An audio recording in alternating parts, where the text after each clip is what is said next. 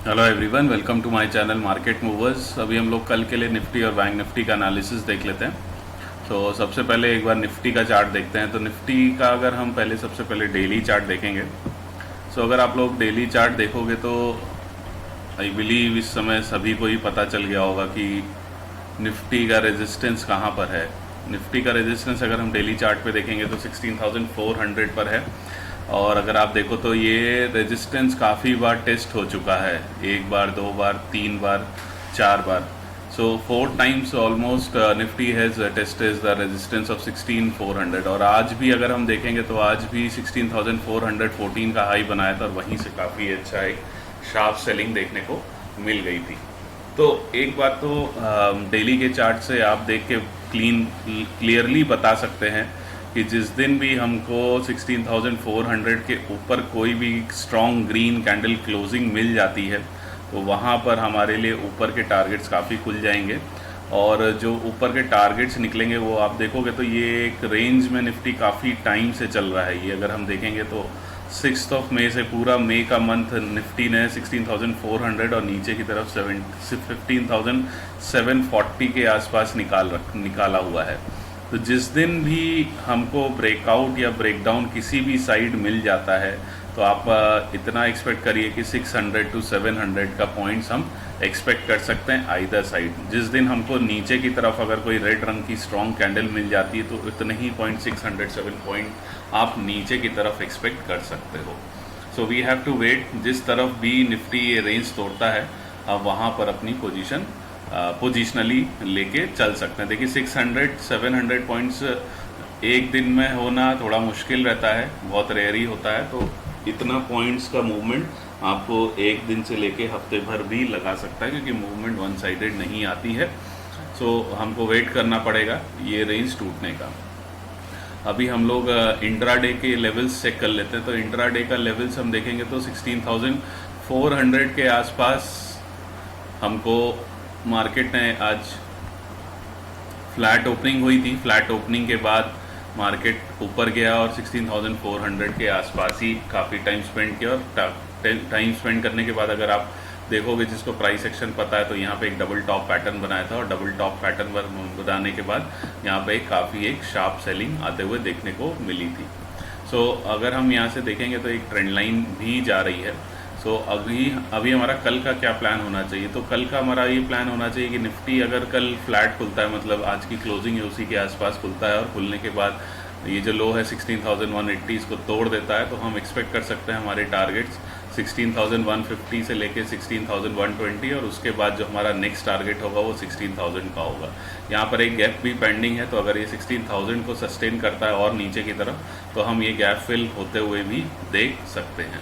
तो ये निफ्टी का व्यू है। सबसे बेस्ट ट्रेडिंग अपॉर्चुनिटी हमारे लिए यही होगी अगर फ्लैट खुलता है तो सेलिंग के लिए। और अगर देखिए अगर मार्केट कुछ गैप डाउन खुलता है, थोड़ा बहुत गैप डाउन खुलता है, मान लीजिए 16,120 16,150 के आसपास खुलता है, तो हमारे लिए सबसे बेस्ट सिनेरियो तब यही होगा कि ये थोड़ा सा निफ्टी हमको ऊपर अगर यहाँ से जाए और फिर अगर नीचे आता है तो हम वहाँ पे ज़रूर एक सेल की पोजीशन बना सकते हैं। सो अगर बहुत बड़ा गैप डाउन खुलता है 16,000 के आसपास या यहाँ पर तो हम थोड़ा सा प्राइस एक्शन को वेट करेंगे और उसी के हिसाब से हम फर्दर ट्रेड लेने की कोशिश करेंगे। बाइंग के लिए अभी मेरा व्यू नहीं है। बाइंग के लिए हमारा व्यू तभी बनेगा जब ये 16,400 के ऊपर कंफर्टेबली क्लोज हो जाता है, एक अच्छी क्लोजिंग दे देता है या 15 मिनट्स या 1 आवर चार्ट पे एक स्ट्रॉन्ग कैंडल क्लोजिंग दे देता है, तभी मैं वहाँ पर बाइंग की पोजीशन बनाऊंगा। एटलीस्ट हमें 15 मिनट्स की क्लोजिंग स्ट्रॉन्ग कैंडल के साथ 16,400 के ऊपर चाहिए, तभी मैं वहाँ पर लॉन्ग करने की कोशिश करूँगा। अगर ये हमको मिल जाता है तो आप उतने ही टारगेट, पहला टारगेट हमारा एक्सपेक्ट कर सकते हो 16,440 और दूसरा टारगेट 16,500 के आसपास। इसमें टारगेट्स ऊपर की तरफ एक्सपेक्ट कर सकते हैं। अब मान लीजिए यहाँ पे कहीं खुलता है बीच में मार्केट, आज की क्लोजिंग प्राइस और आज के हाई के बीच में खुलता है, तो ये ऊपर का जो हाई है वो रेजिस्टेंस का रोल प्ले करेगा और नीचे की जो क्लोजिंग है वो सपोर्ट का रोल प्ले करेगा। तो मार्केट एक रेंज में भी हो सकता है।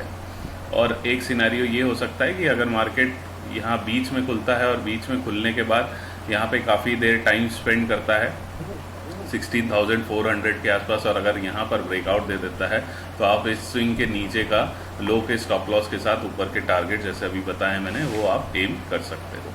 सो ये मेरा निफ्टी का डिटेल व्यू है कल के लिए। अभी हम लोग बैंक निफ्टी का चार्ट देख लेते हैं।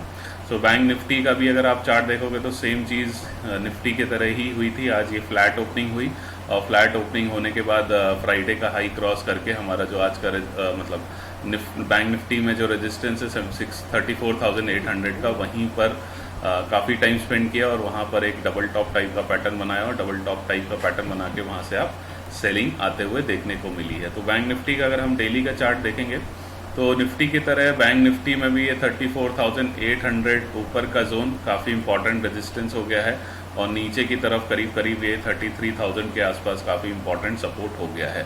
तो ये करीब करीब जो रेंज है बैंक निफ्टी की ऑलमोस्ट 2000 के आसपास की रेंज है। तो जिस तरफ भी हमको ये पोजिशनली डेली चार्ट पे ब्रेकआउट या ब्रेकडाउन देता है आइदर साइड, हम इतने ही पॉइंट्स ऊपर की तरफ भी बैंक निफ्टी में जाते हुए देख सकते हैं। बट ये डेली चार्ट पे इस तरीके की क्लोजिंग हमको मिलनी चाहिए। अभी हमारा कल के लिए इंट्राडे के लिए क्या व्यू होना चाहिए, तो इंट्राडे में भी अगर हम देखेंगे कि ऊपर की तरफ एक हमें सेलिंग आते हुए दिखी और ये ट्रेंड लाइन जा रही है। तो अगर सबसे बेस्ट सिनारियो यही होगा कि आज की जो क्लोजिंग है उसी के पास अगर हमारा बैंक निफ्टी कल खुलता है और खुलते ही ये 34,100 को तोड़ देता है, तो आप यहाँ पर अपने टारगेट्स 34,000 से लेके 33,950 तक के टारगेट एम कर सकते हैं। उसके बाद जो नेक्स्ट टारगेट होगा वो 33,650 के आसपास होगा और उसके बाद अगर ये सस्टेन करता है नीचे की तरफ तो ये नीचे के गैप्स भी हम एक्सपेक्ट करते हैं बैंक निफ्टी में आने के लिए। अब मान लीजिए सीधे गैप डाउन खुलता है, सीधे यहाँ 34,000 33,950 के आसपास खुलता है, तो वहाँ पे थोड़ा सा हमको वेट एंड वॉच ही करना पड़ेगा, क्योंकि देखिए मार्केट कभी भी वन साइड मूव नहीं कर सकता। अगर आप देखोगे तो फ्राइडे को भी हमको एक अच्छा अप मूव आते हुए देखने को मिला था और उसके बाद आज फिर एक अप मूव आते हुए देखने को मिला है। सो बैंक निफ्टी अगर आप देखोगे तो 2 दिन से ऊपर जा रहा था, फ्राइडे को भी एक अपसाइड मोमेंटम दिया था और आज भी अगर आप देखोगे तो एक अच्छा मूवमेंट ऊपर की तरफ देखने को मिला था। सो कोई भी स्टॉक हो या इंडेक्स हो, नॉन स्टॉक 2 दिन से ऊपर जा रहा है तो वो हमेशा अपसाइड ही जाएगा, ऐसा पॉसिबल नहीं है। थोड़ा बहुत प्रॉफिट बुकिंग लोग करते ही हैं, तो उस वजह से आप देखोगे तो यहाँ पर एक सेलिंग आते हुए भी देखने को मिली है। सबसे बेस्ट ट्रेडिंग अपॉर्चुनिटी यही होगी अगर फ्लैट खुलेगा और इसका लो टूटेगा। गैप डाउन होगा बहुत बड़ा तो हमको थोड़ा सा इसमें प्राइस एक्शन का वेट ही करना पड़ेगा, उसके बाद ही देखेंगे। बाइंग साइड के लिए हमारे लिए सबसे बेस्ट अपॉर्चुनिटी यही होगी कि 34,800 के ऊपर हमें कोई 15 मिनट्स की मिनिमम एक स्ट्रॉन्ग ग्रीन कैंडल मिले, तभी हम बाइंग की पोजीशन वहाँ पे बना सकते हैं। तो अगर हमको ऐसा कुछ मिलता है तो ये जो गैप पेंडिंग है 35,120 तक का, यहाँ तक के टारगेट्स भी आप एक्सपेक्ट कर सकते हो बैंक निफ्टी में।